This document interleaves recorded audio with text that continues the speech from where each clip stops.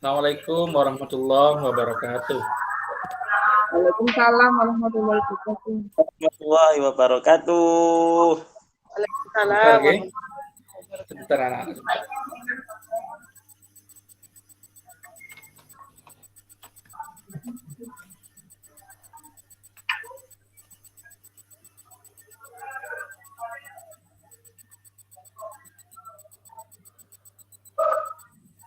Tes, cek.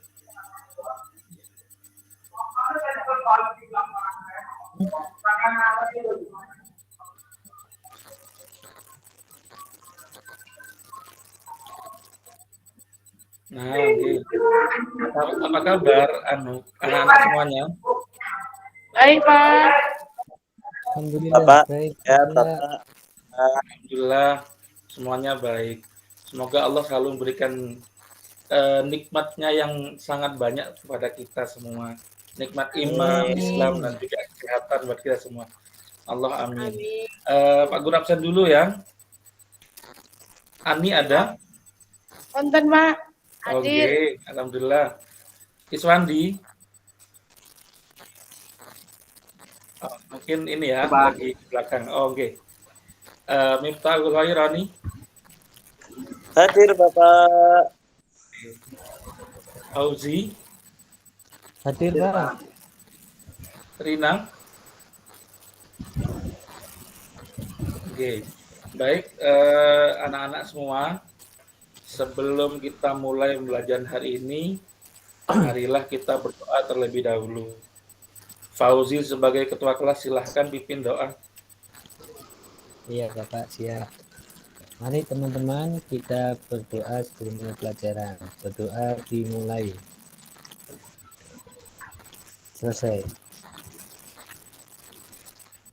Ya anak-anak, sebelum kita mulai pembelajaran hari ini, marilah kita membaca ayat Al-Quran terlebih dahulu. Kita tadarus bersama.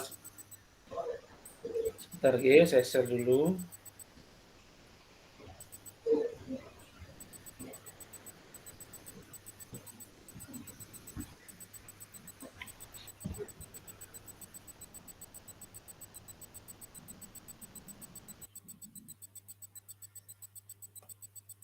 Nah, kita baca surat Al-Humazah ayat 1 sampai 9. A'udzu billahi minasyaitonir rajim. Bismillahirrahmanirrahim.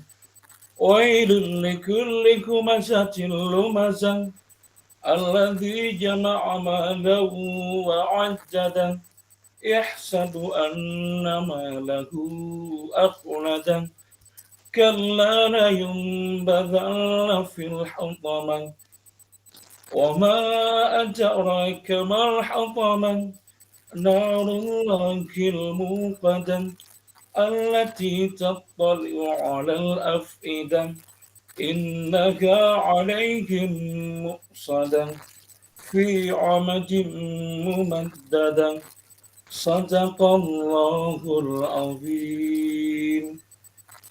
Nah, kenapa kita membaca surat Al-Humazah? Coba dari anak-anak semua, masih ingat belum kemarin kita membahas tentang surat Al-Humazah, isinya tentang apa?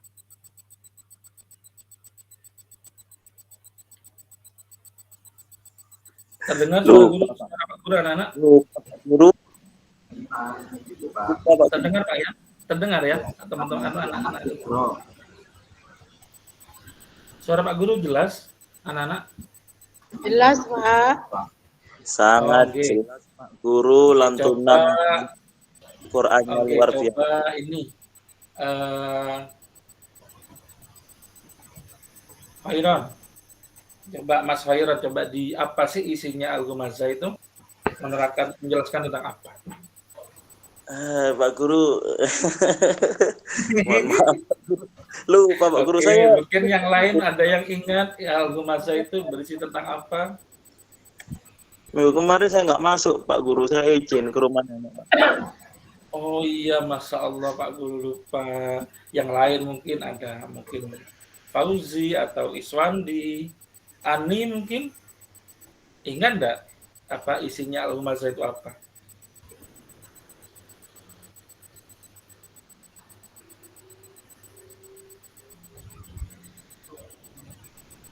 Agak lupa ya. Suara Pak Guru terdengar jelas? Jelas Pak Guru. Jelas. Jelas ya. Iya, jadi kita mengingat kembali yang kemarin.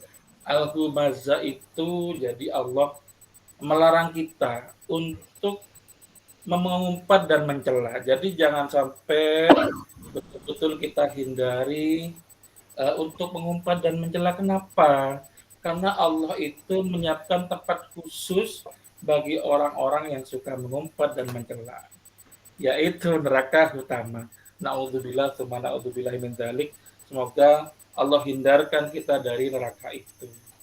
Jadi jangan sampai apalagi biasa kita itu mengumpat dan mencela. Makanya di sini Allah menjelaskan, Allah melarang kita untuk mengumpat dan mencela karena ada neraka yang menunggu bagi orang-orang yang mengumpat dan mencela itu.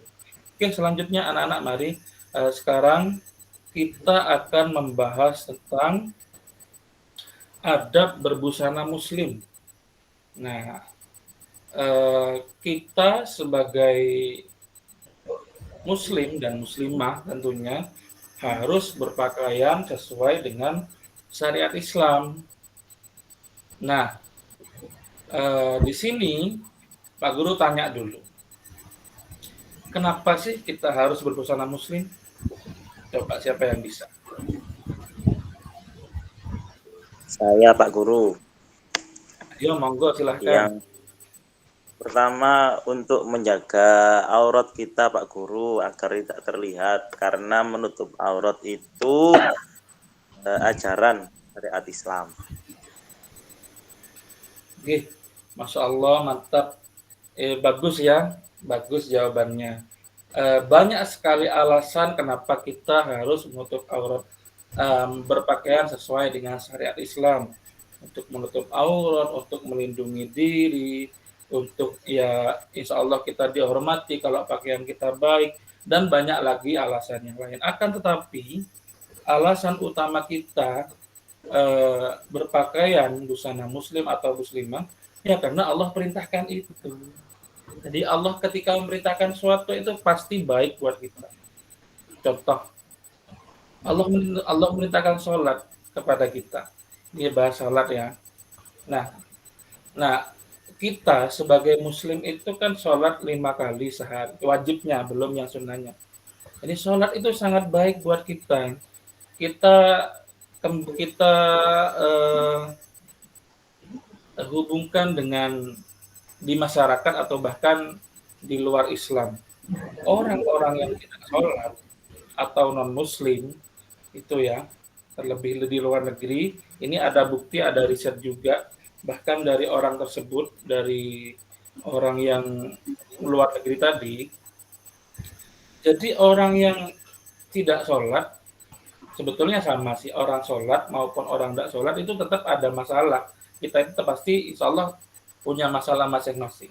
Tapi orang yang tidak sholat, yang namanya tidak sholat, mereka itu kosong. Nah, mereka itu kosong, jadinya mudah sedih, mudah marah, mudah depresi, bahkan bunuh diri. Ini kejadian di negara seperti India, Jepang, Korea, dan lain-lain. Kalau kita sama, kita juga punya masalah, tapi insya Allah Allah beri kekuatan kita karena kita melaksanakan sholat. Jadi jangan dipikir bahwa Islam bebas dari masalah, enggak. Tetap kita punya masalah, tapi insya Allah kalau kita itu sholat, Allah beri kekuatan kepada kita untuk menghadapi masalah itu. Nah, kita lanjut ya. Kita lanjut di sini pembahasan kita tentang adab berbusana muslim. Tujuan pembelajaran ini ya bisa dilihat anak-anak semua secara lebih mendalam. Berbusana muslim dengan baik dan benar, berpakaian sesuai dengan syariat Islam, dan seterusnya. Kemudian kita lanjut. Nah, ini ya.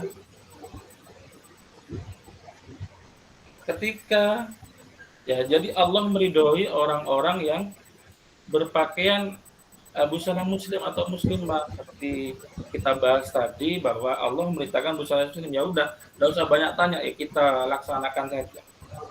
Karena yakin bahwa Allah memerintahkan suatu, pasti itu akan baik kepada kita. Kemudian yang kedua,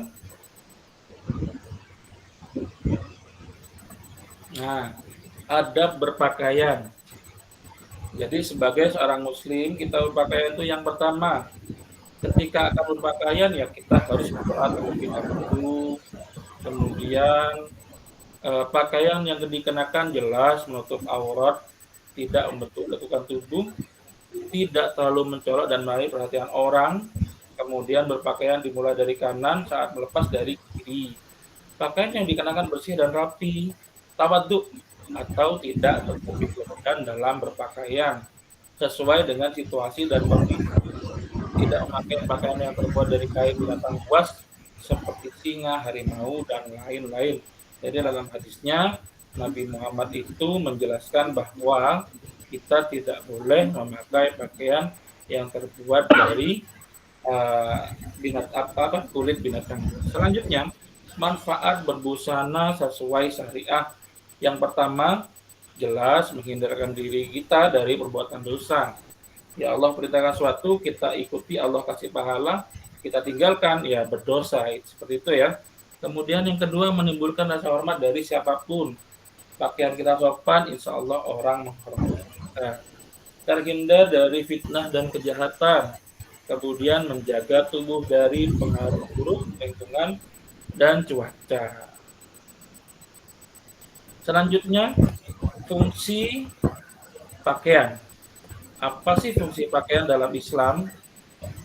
Nah, yang pertama, menutup aurat otomatis ya, yang sesuai yang kita bahas tentu utamanya insya Allah harus menutup aurat. Yang kedua, pelindung tubuh, kemudian perhiasan dan keindahan, dan yang terakhir jelas untuk jadi kita beribadah kepada Allah, berangkat untuk beribadah kepada Allah. Selanjutnya, hikmahnya anak-anak bisa dilihat ya. Hikmahnya itu sebagai bukti keimanan. Jadi hikmah mengenakan busana muslim atau berpakaian secara muslim dan muslimah. Yang pertama, sebagai bukti keimanan kepada rukun iman yang 6, yakni iman kepada iman kepada Allah dan seterusnya, malaikat, kitab, rasul, hari akhir, dan qadar. Sebagai cara mendapatkan pahala dari Allah sehingga kelak akan mendapatkan kebahagiaan di akhirat berupa surga Allah. Yang ketiga, sebagai cara menghindari dan murka dan laknat Allah yang menyebabkan seorang akan menderita kelak di akhirat. Sebagai cara terjaga dari fitnah dan pelecehan seksual. Yang terakhir, sebagai motivasi untuk lebih baik lagi dalam beribadah sehingga tampak dalam sikap perilaku akhlaknya. Nah, setelah ini Pak Guru tontonkan video ya. Nanti anak-anak bilang kalau audionya belum keluar, nanti Pak Guru perbaiki dari sini. Oke, Bapak.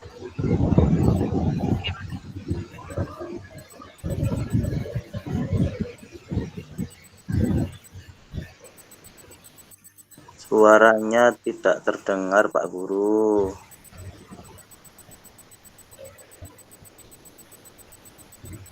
Bagaimana? Suaranya keluar enggak? Belum terdengar, Pak Guru. Belum? Sebenarnya Belum terdengar. Oh, nggih, iya. Ya sebentar nak ya. Ke intinya saja wes kalau gitu. Nah, ini ya. Jadi Allah memerintahkan kita untuk menutup aurat. Allah berfirman ini ya.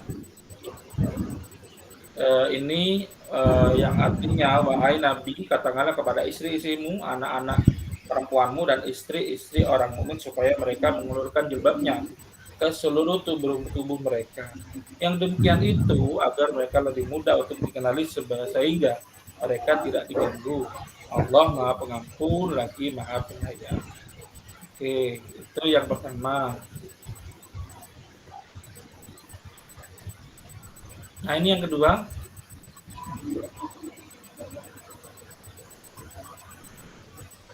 Maaf ya karena ada masalah dengan audio, jadi Pak Guru bayar saja.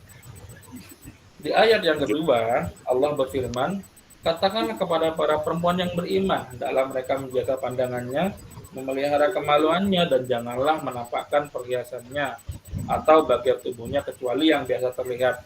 Nah, yang biasa terlihat ini para ulama itu sepakat, itu bagian wajah dan telapak tangan. Wajah untuk berinteraksi, telapak tangan untuk melakukan aktivitas. Itu bisa tampak atau dia terlihat. Hendaklah mereka menutupkan kain kerudung ke dadanya. Hendaklah pula mereka tidak menampakkan perhiasannya atau auratnya. Kecuali kepada, ini, siapa saja yang boleh melihat aurat kita atau aurat perempuan, pada khususnya karena di sini bahas perempuan ya.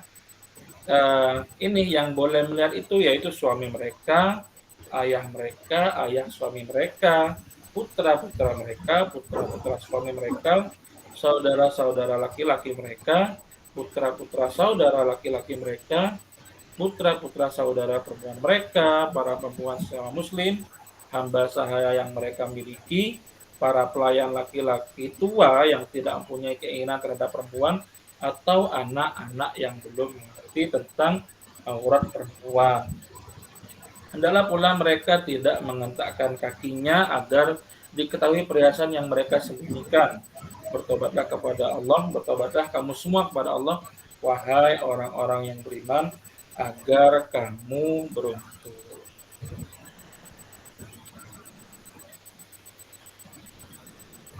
Oke, sebentar ya anak-anak ya.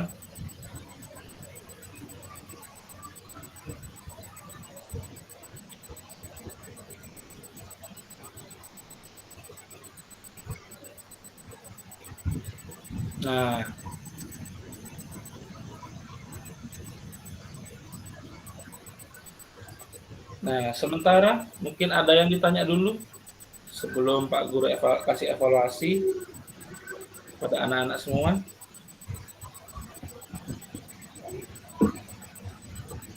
Atau sudah jelas? Tanya, Pak. Oke, Ani, monggo. Baju-baju yang seperti apa ya Pak yang menutup aurat Pak? Oke, ya bagus. Bagus sekali ya Ani. Jadi yang menutup aurat jelas yang pertama, tidak boleh transparan. Yang kedua, tidak boleh menampakkan lekuk tubuh. Yang ketiga, menutup bagian perhiasan perempuan. Yang mana? Daerah dada dan pinggul. Jelas tidak boleh bajunya ketat dan lain-lain. Ayo silahkan lagi siapa yang mau bertanya. Gimana Ani? Udah jelas? Ya Pak. Ya Pak. Mau tanya Pak. Oke, Iswandi dulu, monggo. Ya Pak. Bagaimana kalau bajunya itu kekecilan Pak? Apakah boleh dipakai Pak? Kekecilan, oke, kekecilan. Ini perempuan kasusnya ya? Ya perempuan Pak, misalnya perempuannya gemuk Pak, bajunya kekecilan Pak. Oh iya, Sampai bajunya kekecilan, iya Iya, bagus. Bajunya kekecilan. Apakah harus buat baju lagi gitu kan? Iya, Ya. apakah harus Nah, dijahit apakah buat baju atau lagi harus kan dibuang, ini Pak, Pak? bajunya, Iya, Pak? betul. Ini kan harus ini biaya lagi gitu kan? Oke, kalau bajunya kekecilan, mungkin orangnya oversize ya atau gemuk, itu tetap bisa dipakai bajunya, tapi pakai jilbabnya yang luas, yang longgar, yang besar. Jadi tetap bisa menutupi bagian yang itu tadi, menampakkan lekuk tubuh seperti itu. Bagaimana Kalau cadar itu apa syariat apa budaya Pak? Nah, iya bagus tentang cadar dan niqab sekalian ya. Burka, sorry. Cadar itu niqab, begitu juga dengan burka. Iya. Jadi sesuai yang kita pernah pelajari bahwa cadar itu sebetulnya busana. Sebetulnya budaya. Jadi tahu bahwa asal dari cadar itu berasal dari Mesir yang mereka itu mempunyai kebiasaan memakai cadar tersebut. Tapi dari kita sendiri ini kalau dari cadar jelas budaya ya. Kita tahu itu budaya, cuma apakah sebagai muslim dalam kehidupan sehari-hari menyalahkan orang-orang yang bercadar? Enggak juga, enggak seperti itu ya. Jadi kita menanggapinya ambil positifnya saja. Istilahnya seperti ini. Wanita yang bercadar itu berbuat baik, ini pandangan saja ya, pandangan saja, ambil positif dari cadar. Kalau cadarnya jelas budaya. Tapi gimana kita supaya memandang orang itu tidak merendahkan atau bahkan menyalahkan orang tersebut. Jadi ketika melihat orang bercadar bagaimana? Wah, dia itu berbuat baik pada laki-laki. Loh kok bisa? Dengan pakai cadar, laki-laki itu terhindar dari maksiat, jadinya terhindar dari dosa gitu. Jadi tidak jelalatan kayak laki-laki itu. Apanya yang mau dilihat? Mau lihat mata, cuma akan gitu. Nah, kalau emang boleh lihat perempuan, tapi kan sekali pandang. Kalau saya melotot lihatnya, itu kan juga bisa jadi dosa dan maksiat. Seperti itu. Ya, terima kasih Pak. Oke, sami-sami. Terus, Hoiron tadi apa nak? Mau tanya apa?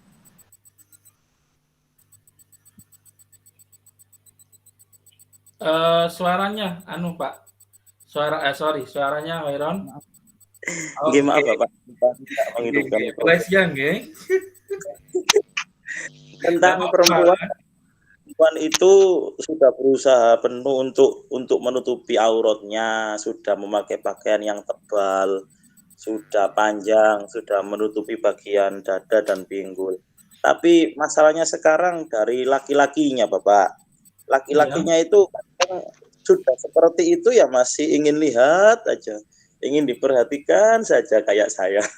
Oh iya. Ini gimana cara laki-laki agar tidak terlalu over untuk melihat perempuan? Terima kasih. Oke.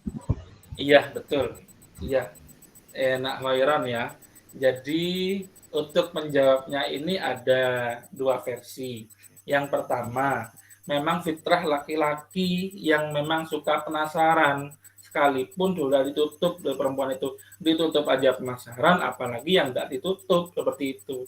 Nah, yang kedua untuk solusinya ya jadi ya insya Allah kita meningkatkan keimanan kita kepada Allah seperti itu. Jadi menahan pandangan, lebih ke apa ya?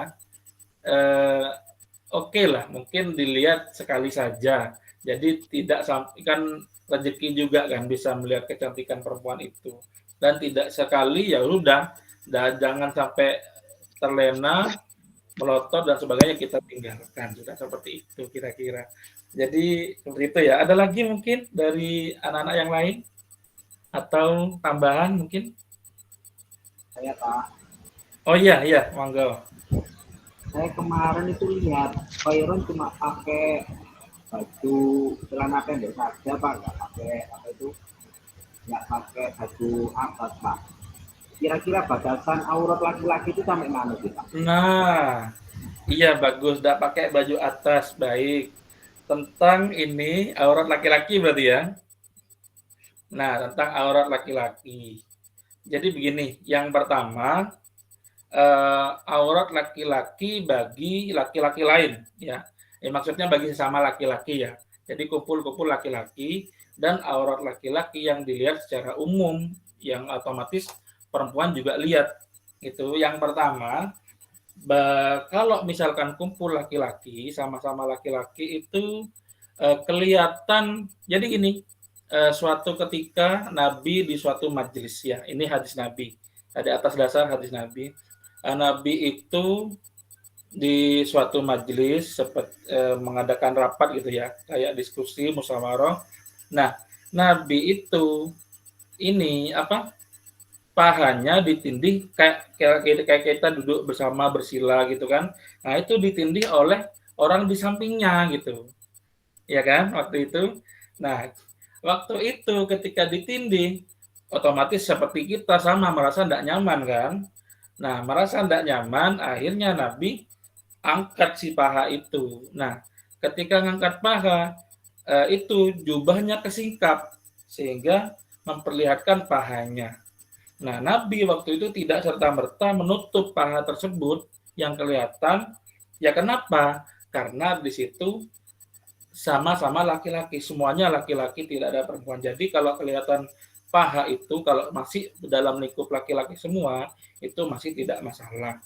Dari pusar sampai paha ya. Nah, kalau di hadapan umum jelas aurat kita dari pusar sampai lutut, kira-kira seperti itu. Ada lagi mungkin? Sudah? Sudah, Bapak. Sudah nggak ya? Oh iya. Gimana anak? Sudah jelas ya? Jelas, Pak. Oke, baik. Selanjutnya. Oke.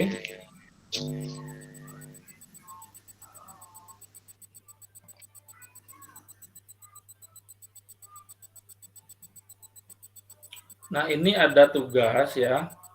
Ada tugas ini tugas sendiri-sendiri. Jadi tugasnya memang agak banyak ya anak-anak ya. Ini ada tugas pilihan ganda dan tugas esai. Jadi Pak Guru kasih waktu juga ya cukup lama, 30 menit. Nanti hasilnya kita diskusikan. Nah, hasilnya kita diskusikan. Ini tugasnya. Habis ini Pak Guru share ya. Ini Pak Guru share tugasnya. Oke. Kemudian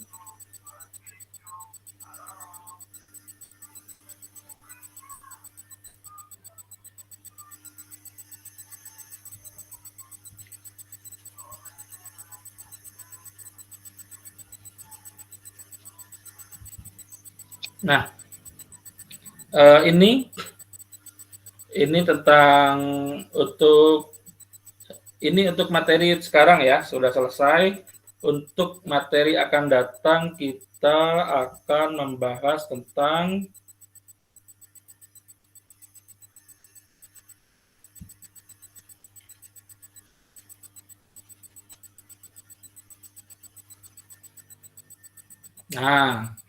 ini materi akan datang, anak-anak bisa disiapkan, dibaca-baca dulu bukunya.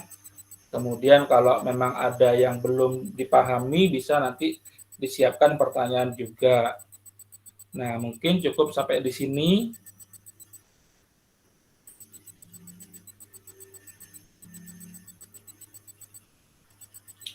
Mungkin sampai di sini pembahasan kita kali ini. Sudah jelas ya anak-anak semua ya? Sudah jelas, Guru. Untuk mengakhiri pertemuan kita kali ini, silakan ketua kelas untuk memimpin doa.